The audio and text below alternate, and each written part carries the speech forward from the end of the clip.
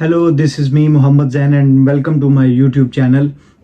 आज हम जिस टॉपिक पे बात करने लगे हैं और जिस टॉपिक पे हम वीडियो बनाने लगे हैं वो एक इम्पोर्टेंट टॉपिक है। बहुत सारे स्टूडेंट जब से मैंने अपने यूट्यूब पे चैनल पे जो है वीडियोस अपलोड करना स्टार्ट किए हैं रिगार्डिंग ऑफ़र लेटर कैसे यूनिवर्सिटी से लेते हैं, कैश लेटर यूनिवर्सिटी से कैसे लिया जाता है और यूनिवर्सिटी में अपना जो है एडमिशन कैसे लिया जाता है, इसके अबाउट मैंने जितनी भी वीडियोस बनाई हैं उसके बाद जो है मुझे काफ़ी सारे कमेंट्स भी आए हैं और काफ़ी ज़्यादा स्टूडेंट्स जो हैं जो सितंबर इनटेक के लिए कोशिश कर रहे हैं यूनिवर्सिटी में एडमिशन लेने का या जनवरी इनटेक में एडमिशन की कोशिश कर रहे हैं, उन्होंने काफ़ी ज़्यादा मुझे जो है वो क्वेरीज भेजी रिगार्डिंग बैंक स्टेटमेंट के बैंक स्टेटमेंट जो है वो कैसे मैनेज करनी है और वीज़ा फाइलिंग जो है वो कैसे करते हैं यूके के लिए। आज हम इस टॉपिक पे बात करने लगे हैं। मैंने पॉइंट जो है वो अपने रजिस्टर्ड पे नोट कर लिए हैं ताकि कोई भी इम्पोर्टेंट जो पॉइंट है वो हमसे जो है मिस ना हो।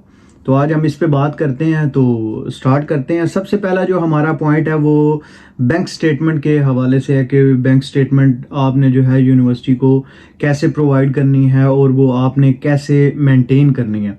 सबसे पहले तो ये बात आपने याद रखनी है कि स्टूडेंट वीज़ा के लिए जो बैंक स्टेटमेंट रिक्वायर्ड होती है वो ना तो 3 मंथ की रिक्वायर्ड होती है ना तो 6 मंथ की। आपको बैंक स्टेटमेंट जो मैच्योर है या अनमैच्योर है, कुछ यूनिवर्सिटी जो होती हैं जो कि मैच्योर बैंक स्टेटमेंट मांगती हैं। मैच्योर बैंक स्टेटमेंट से मतलब ये है लाइक अगर 28 डेज़ की मोस्टली स्टूडेंट वीज़े के लिए जो बैंक स्टेटमेंट रिक्वायर्ड होती है वो 28 डेज़ की रिक्वायर्ड होती है। और मैच्योर बैंक स्टेटमेंट ये होती है कि आपने फॉर एग्जांपल आज डेट है 24 या 25, आज आपने अपने अकाउंट के अंदर जो अपनी अमाउंट है 50 लाख है 40 लाख है, पाकिस्तानी रुपीज़ में मैं बोल रहा हूँ, वो आपने डिपॉजिट करवाई। 28 डेज़ तक, आज के दिन से लेकर 28 डेज़ तक वो अमाउंट आपके अकाउंट के अंदर पड़ी रहनी होनी चाहिए। उसमें से आपने कोई भी बिग अमाउंट लाइक 2 लाख निकाल लिया, 3 लाख निकाल लिया या किसी को पेमेंट कर दी, वो जो अमाउंट है बड़ी अमाउंट आपने विड्रॉ भी नहीं करवानी और किसी को ट्रांसफ़र भी नहीं करनी। मैच्योर बैंक स्टेटमेंट ये होगी। कुछ यूनिवर्सिटीज़ होती हैं जो कि अनमैच्योर बैंक स्टेटमेंट से भी एग्री हो जाती हैं, लेकिन मोस्टली यूके की जो यूनिवर्सिटीज़ हैं वो मैच्योर बैंक स्टेटमेंट रिक्वायर्ड करती हैं। तो 28 डेज़ तक आपने अपने जो अमाउंट फंड्स वगैरह जो आपने यूनिवर्सिटी को शो करने हैं। और बैंक स्टेटमेंट ऐसे बनती है लाइक आपका 1 ईयर का एक्सपेंस यूके के अंदर रहने का। अगर आप इनर लंदन आ रहे हैं तो आपका आई थिंक सो जो पर ईयर एक्सपेंस होगा वो होगा 12,000 एंड समथिंग, 12,050 है या 12,050 है आई थिंक सो। और आउटर लंदन में अगर आप आते हो क्योंकि वो इतना एक्सपेंसिव नहीं है तो उसके लिए आपको 10,000 समथिंग जो है वो होते हैं आपके per month. I think so 1200 कुछ जो होते हैं पाउंड वो आपके एक्सपेंस होते हैं। ये इनर लंदन के और आउटर लंदन के 1000 समथिंग होते हैं। तो उस हिसाब से आपने अपने 1 ईयर के एक्सपेंस और आपकी जो रिमेनिंग फीस है लाइक इनिशियल अगर आपकी टोटल फीस थी 19,000 या 20,000 समथिंग, तो आपने इनिशियल जो पेमेंट दी है इस साल की, अगर आपका 2.5 साल का कोर्स है या 1 साल का कोर्स है तो आप अगर इनिशियल दे के आ रहे हो 3,000 और 4,000 समथिंग, तो आपकी जो रिमेनिंग 1 साल की जो रिमेनिंग फीस रह गई है वो और आपके 1 साल के एक्सपेंस वो आपकी बैंक स्टेटमेंट जो है लाइक बैंक स्टेटमेंट इन दोनों चीज़ों को प्लस करके फिर मेंटेन की जाती है। अब फॉर एग्जांपल आपकी रिमेनिंग जो है 1 साल की 3,000 पाउंड्स रह गई है और आप एक्सपेंस लगा लो 12,000 अगर इनर लंदन में आ रहे हो तो ये बनते हैं 15,000 पाउंड। तो 15,000 पाउंड्स को आपने कन्वर्ट करना है अपनी करेंसी में। अगर आप पाकिस्तान से आ रहे हो, अगर आप इंडिया से आ रहे हो या बांग्लादेश से आ रहे हो या नेपाल से आ रहे हो, जहाँ कहीं से आप अप्लाई कर रहे हो उस करेंसी में आपने उसको कन्वर्ट करना है और उस तरह आपने बैंक स्टेटमेंट मेंटेन करनी है। ये हो गया पहला पॉइंट। अब सेकंड पॉइंट हमारा है कि आपने वीज़ा फाइलिंग जो है अपनी वो कैसे करनी है।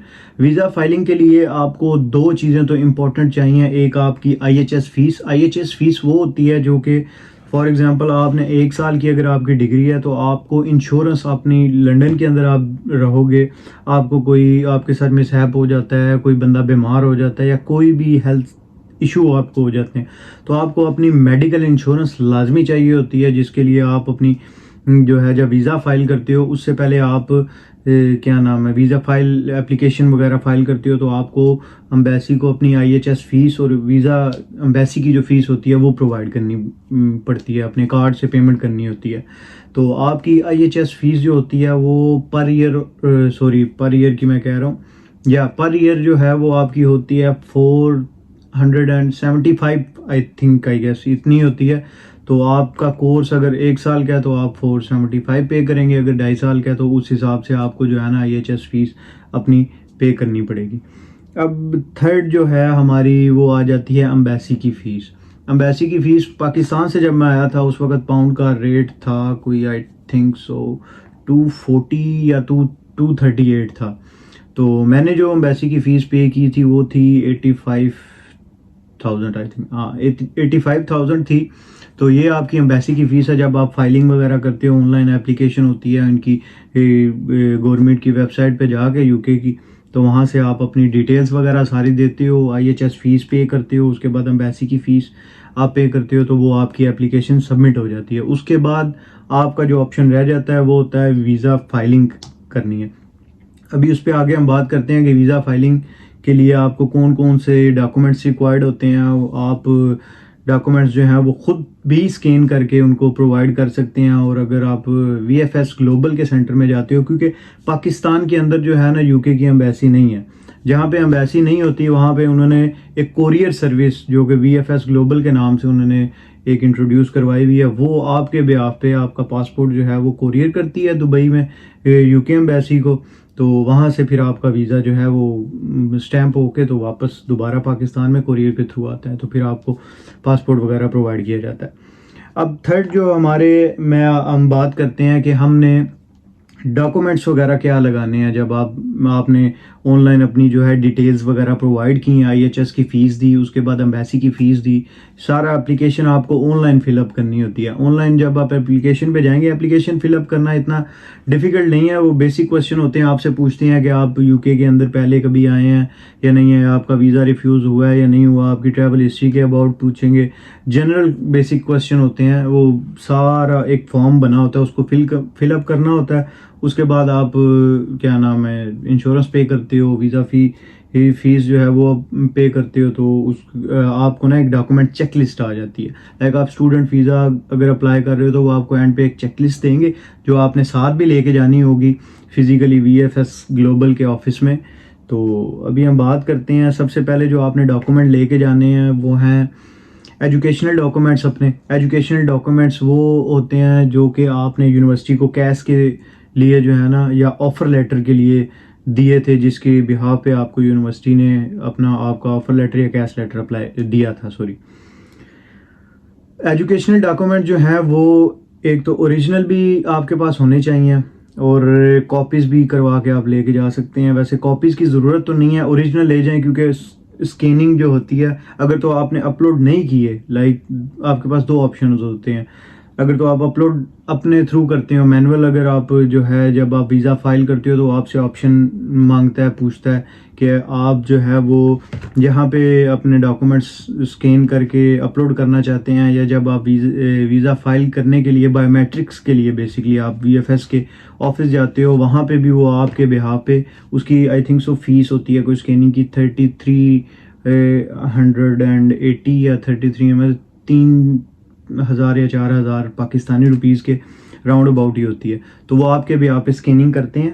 तो बेनिफिट वैसे यही है, मेरे केस में था, मैंने जो किया था कि वो मैं स्कैनिंग जो है वो वहाँ पे जाके मैंने उसकी फ़ीस पे कर दी थी। तो मेरे बिहाफ पे उन्होंने मेरे जो डॉक्यूमेंट्स जो मैं लेके गया था वो उन्होंने सारे स्कैन कर दिए थे, स्कैन करके तो अपलोड कर दिए थे। तो वो ज़्यादा अच्छा होता है कि प्रॉपर वे में वो स्कैन करते हैं और कोई भी आपका डॉक्यूमेंट जो है वो ज़ाया नहीं होता, मतलब ब्लर फॉर्म में नहीं जाता, प्रॉपर एक चैनल के थ्रू जाता है। तो उसमें एम्बेसी जो है वो अच्छी तरह से उसको चेक कर सकती है। एजुकेशनल डॉक्यूमेंट हो गए पहले नंबर पे। एजुकेशनल डॉक्यूमेंट्स में आपकी इंटरमीडिएट की डिग्री, मैट्रिक की डिग्री, और आपने जो बैचलर्स अगर किया है, बैचलर्स की डिग्री आपको रिक्वायर्ड होगी। अगर आप बैचलर्स में जा रहे हो तो इंटरमीडिएट हो, और मैट्रिक की जो आपको डिग्री और ट्रांसक्रिप्ट, ये दोनों चीज़ें आपको चाहिए होंगी, वो आपने लेके जानी है। तीसरे नंबर पे आता है टीबी टेस्ट जो आपने करवाया होगा, इस्लामाबाद से करवाया होगा या आप जिस मर्जी सिटी से आप अपना टीबी टेस्ट, क्योंकि जब टीबी टेस्ट जो यूके गवर्नमेंट एक्सेप्ट करती है, वो उन्होंने सेंटर्स आपको दिए होते हैं कि इसी सेंटर से आपने करवाना है तो वो एक्सेप्टेबल होगा। तो उसका सर्टिफिकेट जो है वो आप साथ लेके जाइएगा। उसके बाद अगर कोई एक्सपीरियंस है, मतलब आपकी स्टडी में कोई गैप है या कोई आपने कोई काम वगैरह की वजह से ये स्टडी में गैप वगैरह होता है, तो उसमें जो है वो आपको एक्सपीरियंस लेटर शो करना पड़ता है। अगर आप काम करते रहे हैं तो वो एम्बेसी को, वैसे इट्स नॉट मैंडेटरी, आप इसको साथ लेके चले जाएं। अगर तो जो वहाँ पे बैठे होंगे, जो आपको डील कर रहे होंगे, अगर तो वो आपसे रिक्वायर करते हैं तो आप उनको दे दें, but otherwise I think so कि ये एक्सपीरियंस लेटर नहीं चाहिए होता। ये ऑफर लेटर या कैश लेटर जब आप लेते हो तब यूनिवर्सिटी मांगती है, एम्बेसी के लिए नहीं चाहिए होता, लेकिन अच्छा है कि अगर आप ले जाएं साथ। तो उसके बाद आ जाता है ऑफर लेटर जो यूनिवर्सिटी ने आपको प्रोवाइड किया, वो आपने स्कैन करवाना है। वीएफएस जब आप जाएंगे ये लेके जाना है आपने। उसके बाद कैश लेटर आपका आ जाता है जो यूनिवर्सिटी आपको इशू करती है। फाइनल लेटर होता है जो, जिसमें आपका एक्सेप्टेंस बताया होता है कि इस यूनिवर्सिटी, इस स्टूडेंट ने इतना पे किया है, और यूनिवर्सिटी आपको जो है इनरोल कर लेती है अपने कोर्स में जिसमें आपने इनरोलमेंट करवाई होती है। उसके अलावा जो आ जाता है सर्विस चार्जेस जो हैं वो मैंने आपको बताए हैं स्कैनिंग के, वो 33-40 आई थिंक सो इतने ही होते हैं। उसके अलावा आपने लेके जाना है लैंग्वेज सर्टिफिकेट, वो आइट्स भी हो सकता है, पीटीई भी हो सकता है, और लैंग्वेज सर्टिफिकेट भी हो सकता है। जिन इन तीनों में से जो भी आपने लैंग्वेज का जो है सर्टिफिकेट किया है या आपके पास सर्टिफिकेट है, वो आपने साथ लेके जाना है अपनी फ़ाइल के साथ, वो आपने लगाना है। उसके अलावा आपने अपना पासपोर्ट लेके जाना है। ओरिजिनल पासपोर्ट जो होता है उसकी कॉपी आई थिंक सो नहीं चाहिए होती, वो वहाँ पे स्कैन करते हैं।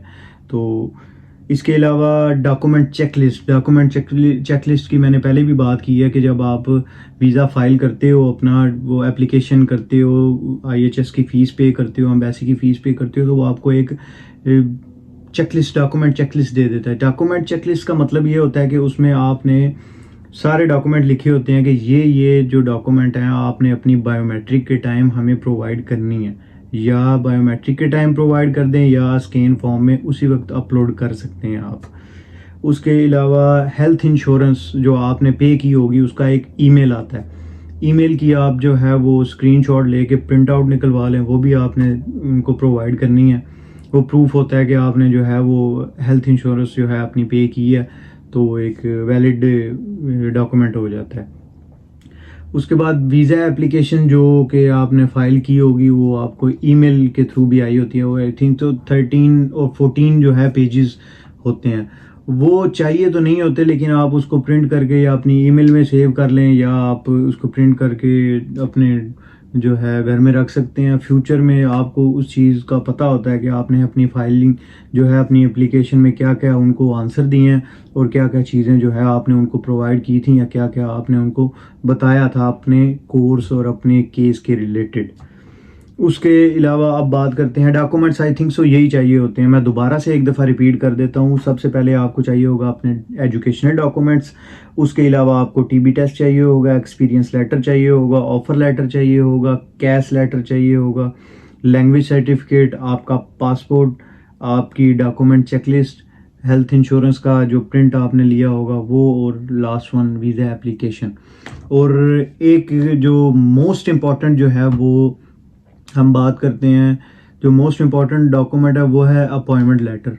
अपॉइंटमेंट लेटर जब आप ये सारी चीज़ें कर लेते हैं, वीज़ा फाइल आप जो है एप्लीकेशन में फ़ाइल कह रहा हूँ, वीज़ा एप्लीकेशन सबमिट कर देते हैं, उसके बाद आपकी रह जाती है अपॉइंटमेंट जब तक आपके पास नहीं होगी, क्योंकि काफ़ी ज़्यादा स्टूडेंट होते हैं, काफ़ी ज़्यादा और कैटेगरीज़ के जो हैं वीज़ा अप्लाई किए होते हैं लोगों ने। विजिट वीज़ा होता है, वर्क वीज़ा होता है, सेटलमेंट वीज़ा होता है। तो इसके लिए प्रॉपर एक आपको अपॉइंटमेंट लेनी पड़ती है। अपॉइंटमेंट आप ऑनलाइन भी जाके ले सकते हैं। जो आपको रेफरेंस नंबर, आपकी एप्लीकेशन जब आप फाइल करते हैं तो उसमें आपको रेफरेंस नंबर दिया जाता है जो आई थिंक सो GWF से स्टार्ट होता है।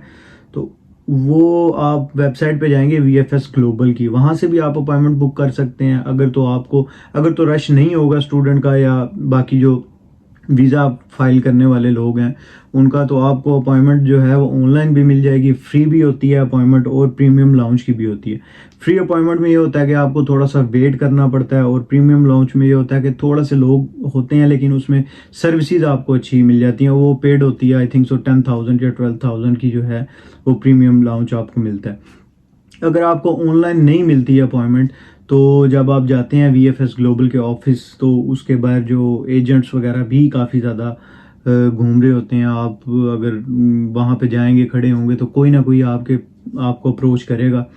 तो वो चार्जेस जो हैं वो अपनी मर्ज़ी से लेते हैं। लाइक आप जाएंगे, आपका पहले तो वो ड्रेसअप देखेंगे, आपकी बातचीत देखेंगे।